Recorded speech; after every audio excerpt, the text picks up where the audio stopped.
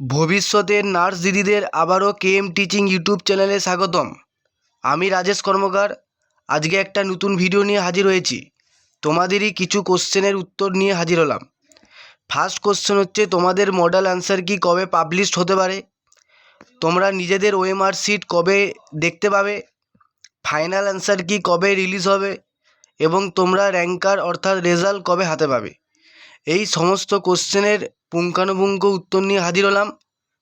ভিডিওটা পুরোপুরি দেখবে যদি তোমাদের এই উত্তরগুলো জানার থাকে। ওকে, সবথেকে প্রথমে আসছি, মডেল অ্যান্সার কি কবে পাবলিশ হতে পারে। দেখো, তোমাদের পরীক্ষা হয়েছিল 4ই আগস্ট। ওকে, তো ডাব্লিউবিজির আদার্স যে এক্সাম আছে সেইখান থেকে আমি অ্যানালাইসিস করে জানতে পেরেছি যে মোটামুটি এক্সাম যেদিন হয় সেই দিন থেকে শুরু করে মিনিমাম 7 দিন, ম্যাক্সিমাম 14 দিন এর মধ্যে কিন্তু তোমরা মডেল অ্যান্সার কি পাবেই পাবে।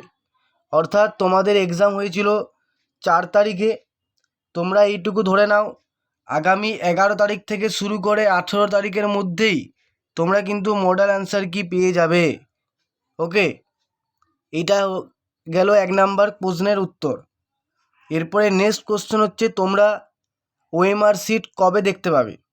দেখো, ওএমআর শিট কবে দেখতে পাবে সেটা ডিপেন্ড করছে তোমাদের মডেল অ্যান্সার কি কবে রিলিজ হচ্ছে তার উপর কিন্তু অনেকটাই নির্ভরশীল।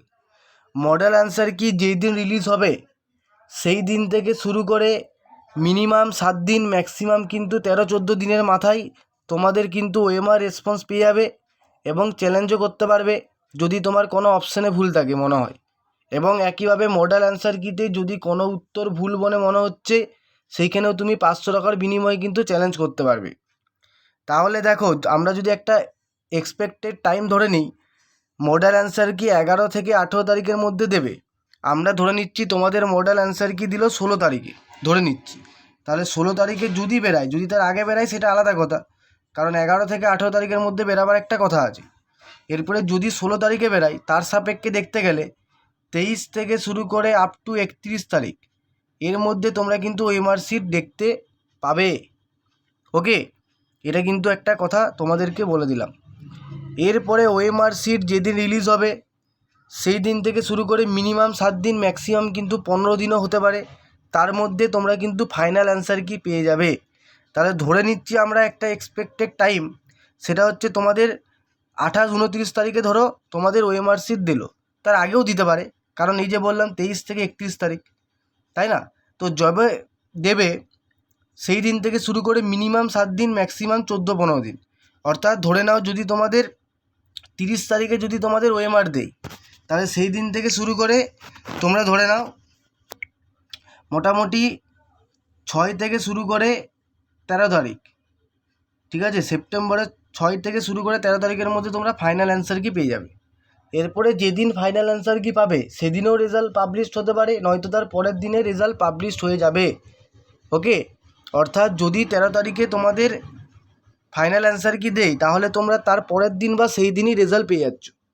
অর্থাৎ তোমরা এটা আশা করতে পারো যে তোমাদের সেপ্টেম্বরের 15 তারিখের মধ্যে তোমরা কিন্তু একটা র্যাঙ্কার তোমাদের হাতে পেয়ে যাবে।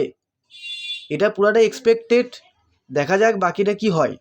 তবে আমি এখনও বলছি, মডেল অ্যান্সার কি যেদিন দেবে তার সাপেক্ষে অনেকটা নির্ভরশীল ওএমআর শিট কবে দেবে। এবার ওএমআর শিট যেদিন দেবে তার সাপেক্ষে ফাইনাল অ্যান্সার কি কবে দেবে। ওভারঅল দেখতে গেলে 30 থেকে 40 দিনের মাথায় তোমরা রেজাল্ট পাবে। তো তোমাদের 4 তারিখে যেহেতু পরীক্ষাটা হয়েছে, তো সেপ্টেম্বরের 4 থেকে শুরু করে 15 তারিখের মধ্যে তোমরা কিন্তু রেজাল্ট বা র্যাঙ্কার হাতে পেয়ে যাবে। ওকে, এটাই হচ্ছে অ্যানালাইসিস। এরপরে দেখা যাক বাকিটা বাস্তবে কি হয়। তবে এই বছরে যেহেতু একটু দেরি করে পরীক্ষাটা হয়েছে, তার জন্য ডাব্লিউবিজি বোর্ড তাড়াতাড়ি রেজাল্ট পাবলিশ করতেও পারে, সেটা তো আমরা বাস্তবে দেখতে পাবো কি হচ্ছে কি হচ্ছে না।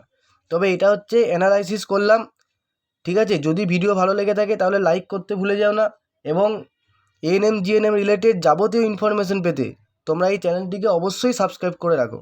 থ্যাংক ইউ টু অল, সবাই ভালো থেকো।